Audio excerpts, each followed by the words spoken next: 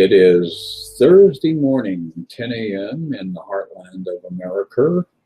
And boy, things have gotten really wild and crazy in the land of the brave and the home of the free.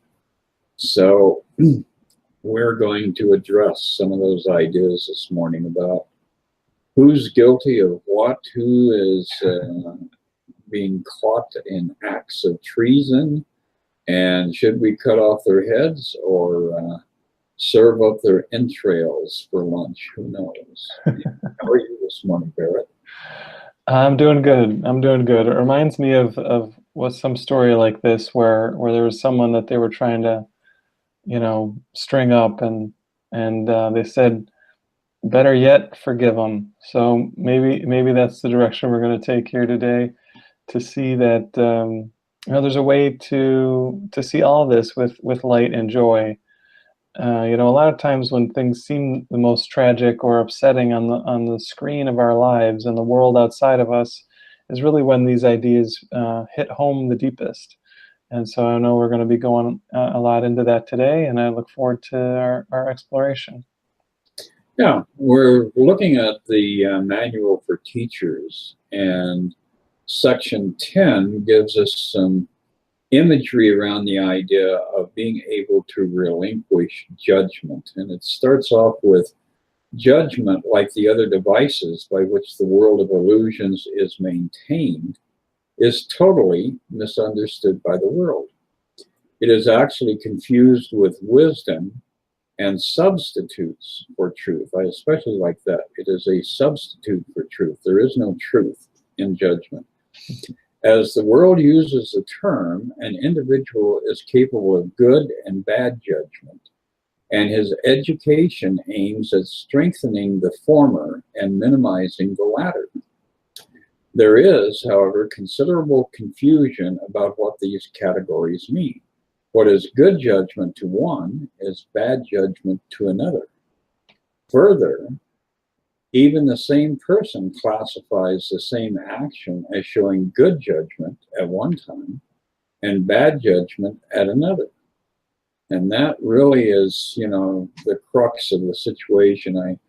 I look back at my life, and as I review all the things that in the moment I thought were acts of good judgment, and then after experiencing the consequences, I came to the conclusion that, damn, I really shot myself in the foot. And, that's the way it works. We have to be alert to that instinct to pass a judgment and to slap a set of conditions on a situation. Because the insidious thing is once you make a judgment that something is good, because we live in a realm of duality, you have created at the same time its opposite, something that is bad. So that's how judgment works within your own mind, and that's how it functions within the world that you're experiencing.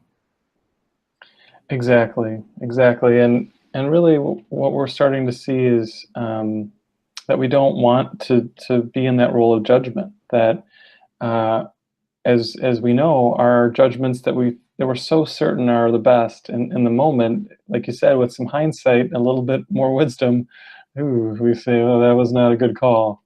So what's the answer then? Well, we really want to be able to turn our judgment over to Spirit, to let Spirit make the decision for us, to let Spirit guide our lives, to let Spirit show us perspectives that are more loving and kind. And it really leads us to a different experience of life. So it's an ongoing practice because, we have such deep patterns within us. And these patterns are the patterns of judgment, patterns of fear, patterns of separation and challenge. So to shift into a new pattern sometimes takes a bit of doing, right? It takes an ongoing willingness, a determination, and just a lot of practice. So that's what we have to do with this too, is to notice the next time we slip into some thought system of fear or judgment, we see people involved in dealing with adversaries, like we have Trump and people in his team dealing, with Russians and being on the side of Russians. So there can be this immediate impulse to say they're bad, they're wrong. And, on the level of form, that might certainly be true. But do we need to condemn anyone for that? And that's really what we're talking about, too, is not just the judgment, but the condemnation that comes with it. If we can step back from that, and then we can act in whatever way is appropriate, but without anger and bitterness and judgment of that sort in our heart. Very true. And it always spills over. You've always got those that circle of friends who are 100% the opposite of what you are. And when you are in that state of judgment, you end up either losing those friends or abusing those friends or feeling like you're a victim of those friends. So it just spirals into wider and wider arcs where you're dragging more people into these circumstances and churning up more bitterness and unhappiness and frustration and anger. And as it goes on, in the second paragraph, it says, it is necessary for the teacher of God to realize that he should not judge. Not that he should not judge, but that he cannot. So whatever judgment you think you have are in fact an illusion. In giving up judgment, he is merely giving up what he did not have. He gives up an illusion, or better, he has an illusion of giving up. He has actually merely become more honest. That's an interesting idea.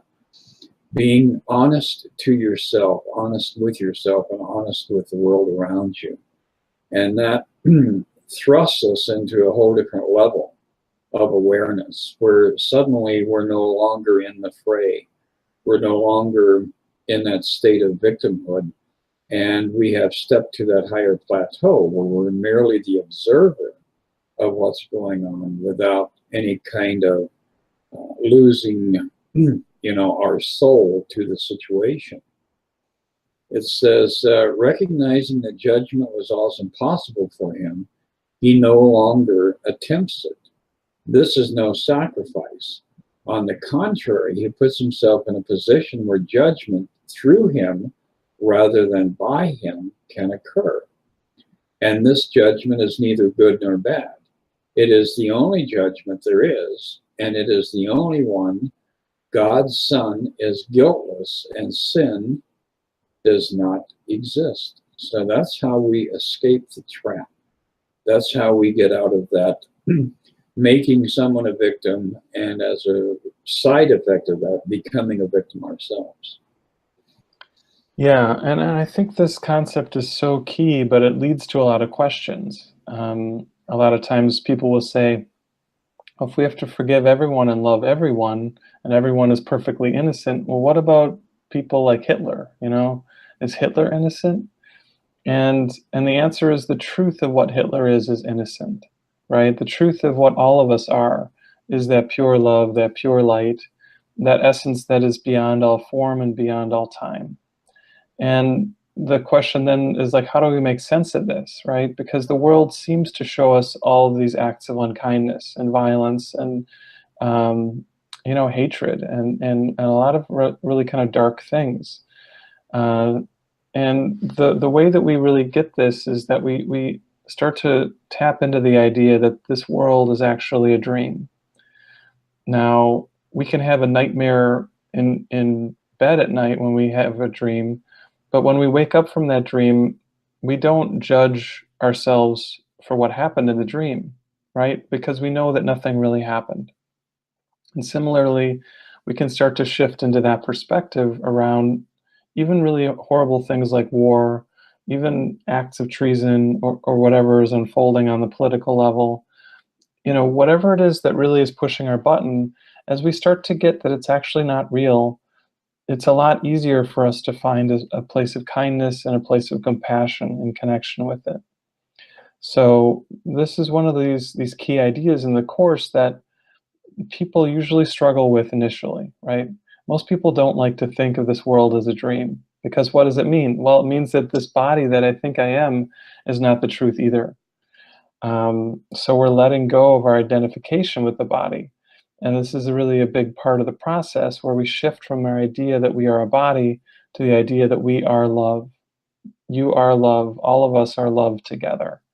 And that experience then starts to come into our life. It starts to infuse everything that we do, and it really gives our life a whole new purpose.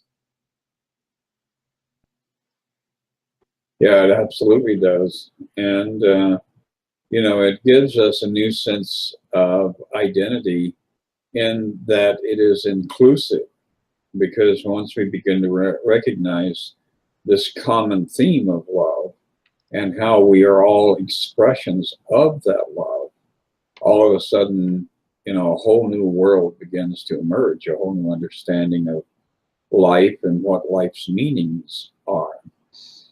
A little bit further down in this discussion, it says, in order to judge anything rightly, one would have to be fully aware of an inconceivably wide range of things, past, present, and to come.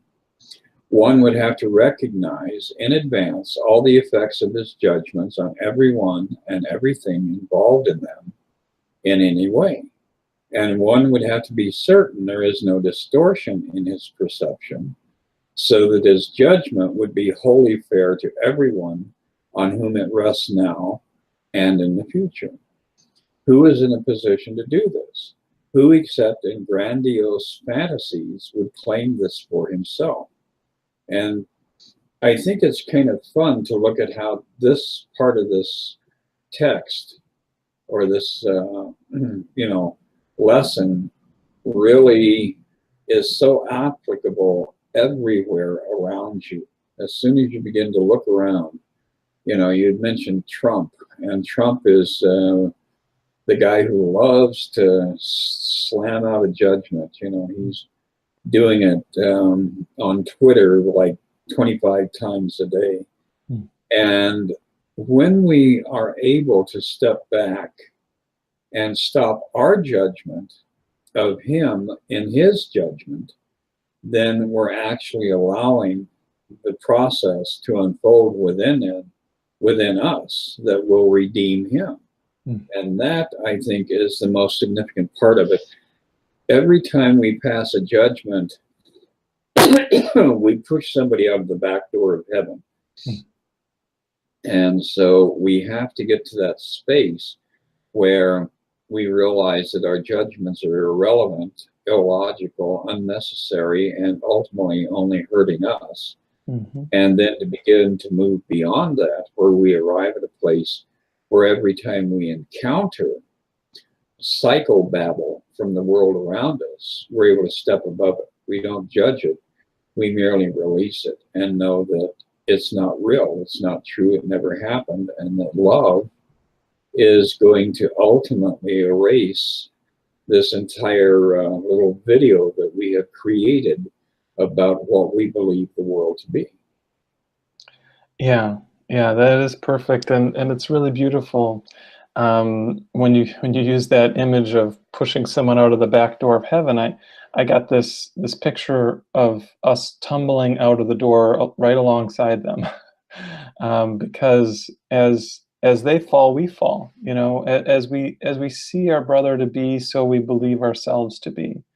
So when we believe our brother is guilty and sinful and deserves to be punished, we're actually thinking that about ourselves. That's one of the kind of really key ideas within the Course, is that as we see our brother, so we see ourselves. So if we're judging Trump, if we're judging Hitler, if we're judging our neighbor, if we're judging our family member, we're actually ultimately, all of that judgment is coming right back to us. And it's why we want to start to get pretty careful and pretty conscious about what our thoughts are. What are we thinking? What are we feeling? What are we putting out there? That's all of it is boomeranging back to us. That sounds kind of rough, but the opposite side is actually the good news, right? When we give love to someone else, we're also experiencing love ourselves. people can usually grasp this one a little easier, because when we're feeling happy about someone else, that happiness within expands, right? We feel more joy, we feel more peace, we feel more connected to our truth. So the other side of it might have a little bit of a time delay, right? Where we judge someone else, we might feel better initially by judging someone else. But at some point, whether it's a few minutes, a few hours, a few days later, that experience with judgment does come back. And we wonder why we're just feeling off for a whole day, or we're feeling really bad, or, on and on and on. And that's actually why. So this is the work, right? To really be conscious and clear, and witnessing our inner state of being, so that we can make better and better choices, that we can be more consistent in our choice for love, and that actually transforms our experience. That as we give more and more love, we feel more and more love. And it's a better place to be, right? So you're deserving of that experience of love, and you are the one that is in the power to give that to yourself.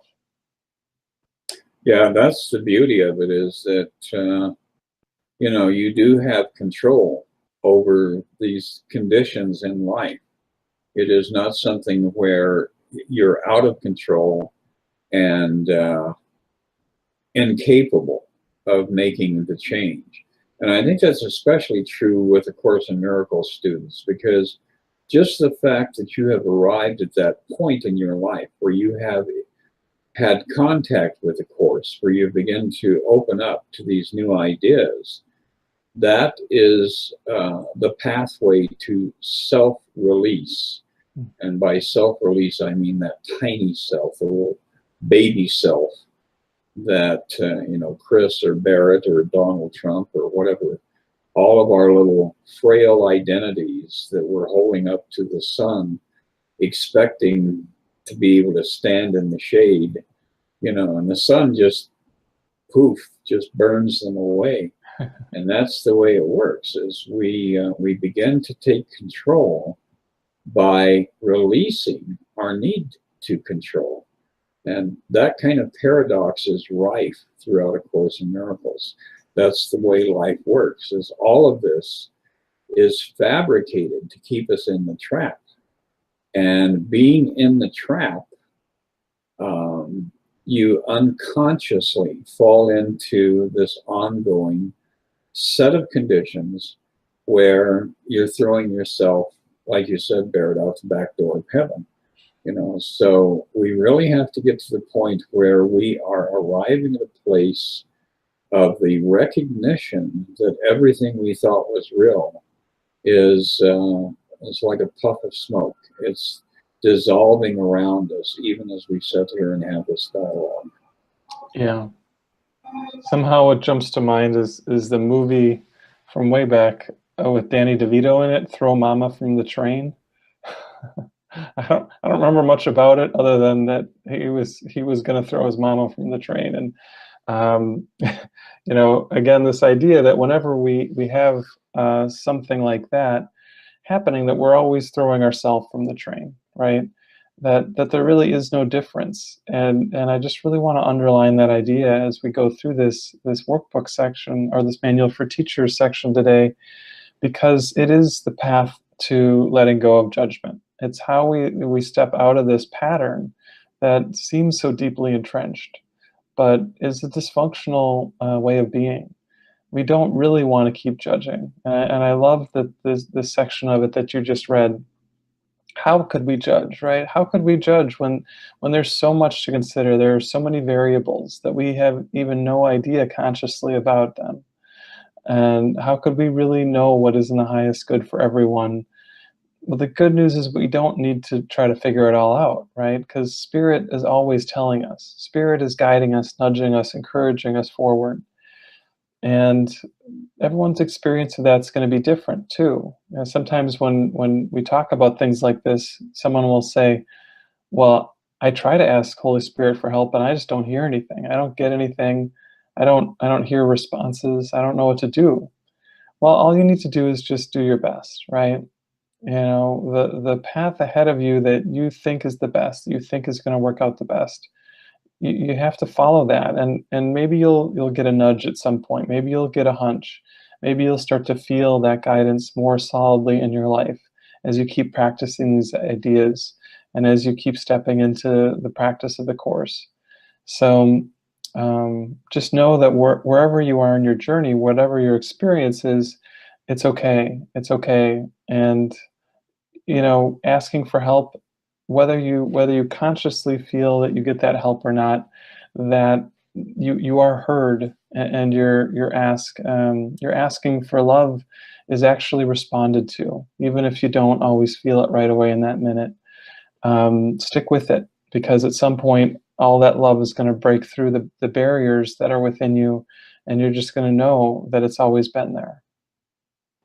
Absolutely. And at the age of 72, I can look back at my life and all these various events and realize how that presence has always been leading me, directing me, nudging me in the right direction. And I think of, literally hundreds of events in my life that were so strategically planned that it's astonishing.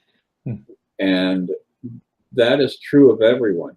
Whether you recognize it at this point or at some point in the future or not is irrelevant.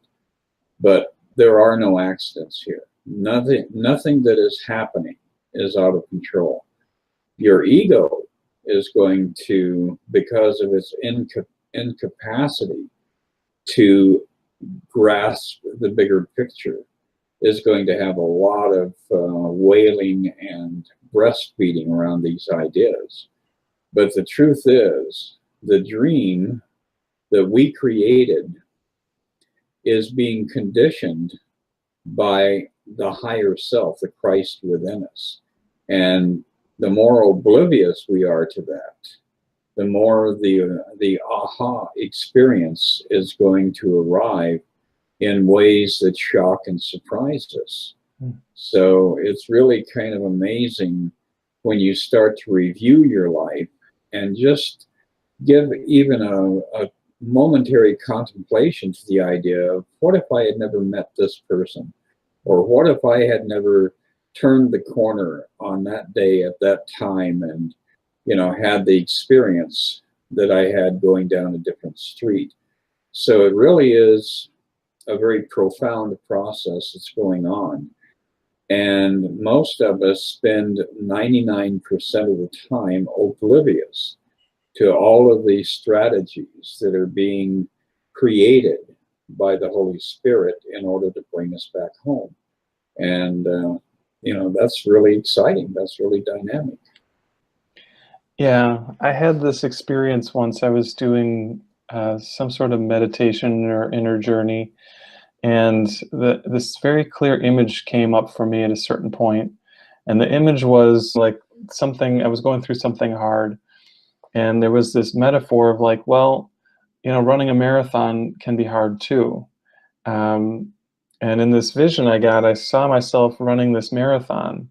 And it was like the whole 26 miles of it were the streets were packed with like angels and spiritual guides.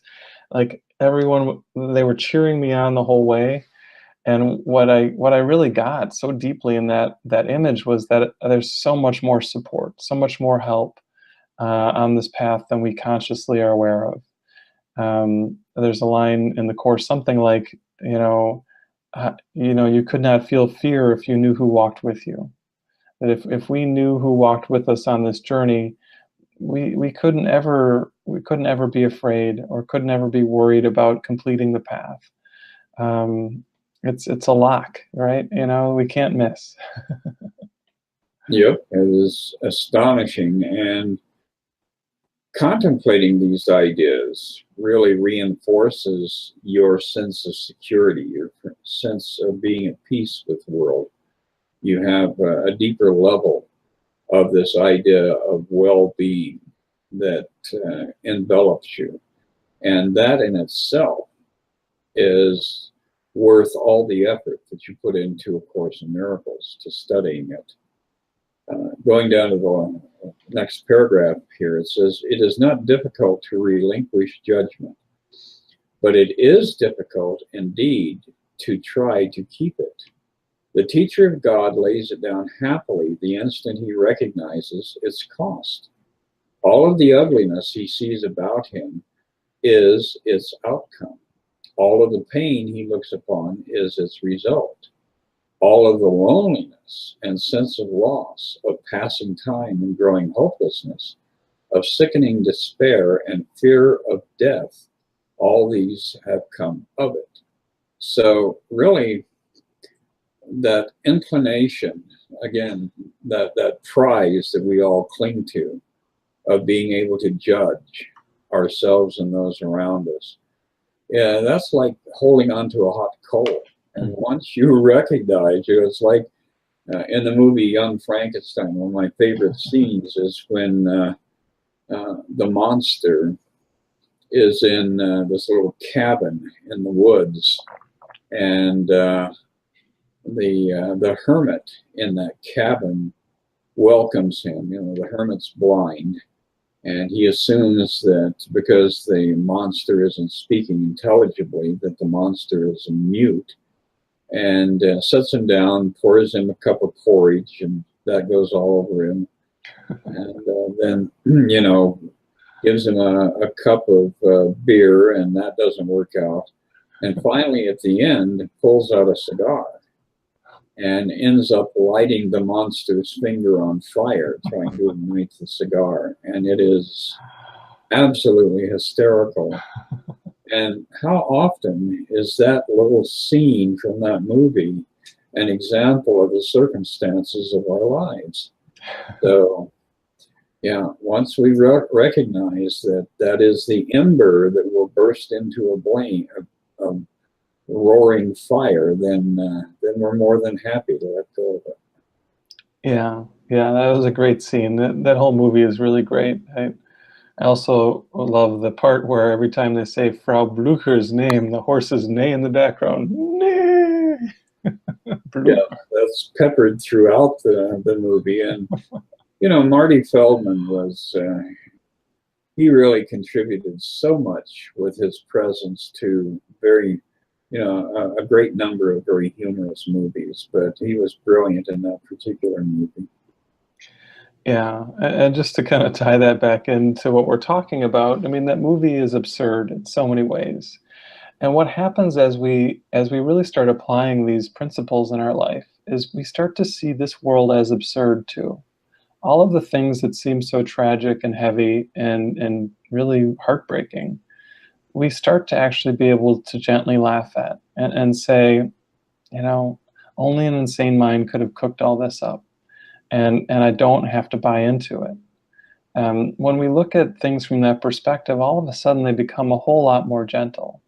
And we find easier and smoother ways to navigate them, even when they look challenging and troubling. There's always a way forward where we can keep our perspective of openness and open-heartedness with everyone involved. So, you know, just to kind of give a very different level of sharing about this, I was at a Course in Miracles group a couple days ago, and there was someone at the group who had a very, you know, different perspective on one of the ideas in the Course. And there was almost this energy of sort of like combativeness that was coming up, like, oh, I've got my perspective, you've got yours, and you know, who's going to be right? And what I found myself doing in that moment was just settling into the love. Like there was sort of like this energy from this person, like you either have to you know, say A Course in Miracles is like this other thought system, or I'm gonna feel hurt. And as I kind of settled into that energy of love, what I found is I could still, you know, say what the Course was teaching and say that it actually was different than this other thought system, but with no animosity, with no defensiveness or attack energy in it at all. And the whole situation just sort of started to soften, and we moved on to other topics. So these ideas can be very practical in our lives, and we can use them regardless of what's unfolding. Yeah, that's the way it works. It's this world is inhabited by people who are in my observation, like porcupines. They're always bristling, and they're always ready to strike. And so we have to be willing to just step back and allow them to calm down and to extend love and forgiveness in their direction. And then to go back and retreat into our own identity and forgive ourselves for having created this world, for having created this script where all these people are acting out in such a horrific way that is so detrimental to their own best interests. So it just loops around and around and around. Yeah, and it really comes back to the core idea that love is always the answer. That regardless of what you're dealing with, whether it's some worldwide situation or some personal issue in your life, responding with love and kindness is the path that allows new possibilities to come forward. A lot of times when we're at a place where it feels really hopeless, it's because we don't see a path forward. We don't see that there are options. We don't see how this could possibly come to some sort of good outcome. But when we shift into a mindset of love and open-heartedness, what happens is all of a sudden the path forward reveals itself. And everything just starts to come together and to come into a place of harmony.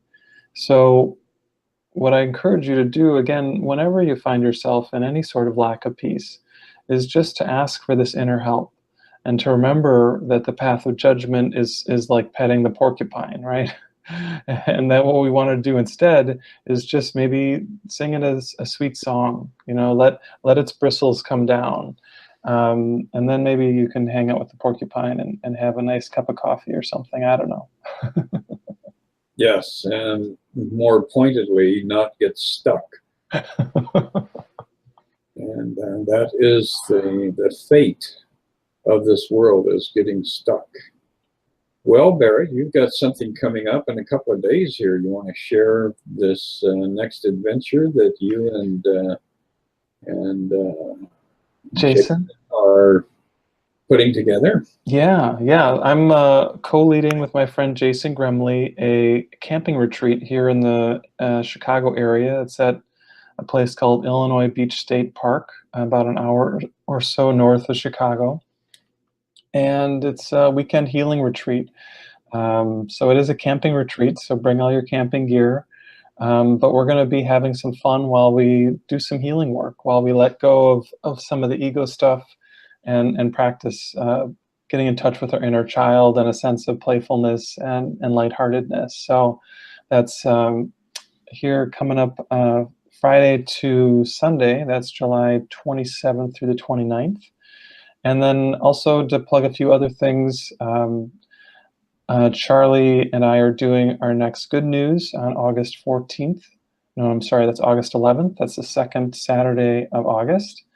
And I will be going to a yoga fest in California called Bhakti Fest. So if anyone out there is maybe in the area or going to be in the area for a while, that's the middle of September. There's all kinds of great yoga teachers and great yoga music. I'll be sharing my energy healing and past life reading sessions there at a discounted rate. So it'd be really cool to see you there and just connect. It's a beautiful festival and a lot of fun. And I think this one feels like it's got just a even deeper transformative energy than usual. So I'm excited to be playing my part in that. And all kinds of other good things are listed at my website, barrethadeen.com. And yeah, and then feel free to check out Chris's website too, themiraclewithin.org. Just a great resource for all kinds of Course in Miracles questions. Absolutely. Well, it was a delightful discussion this morning, and we're moving toward what looks like a really perfect weekend in mid-July. So all kinds of happy things are on the horizon. Yeah. As the fear falls away, then the love reveals itself, and we come into that experience more and more as we go forward. So I'm glad to be going forward on this path, and really grateful to be joining with you, Chris, as always. Yes, it was a wonderful discussion, and I'm sure that there were healings that occurred all over the place that at some point in time we will catch up with. Yeah, exactly. We realize our oneness in heaven, and we see that it was just all done, and that's where we're all going. Well, have a great week, and I'll chat with you in 7 days. Sounds good. You have a good one too, man. Take care. All right, bye. Bye.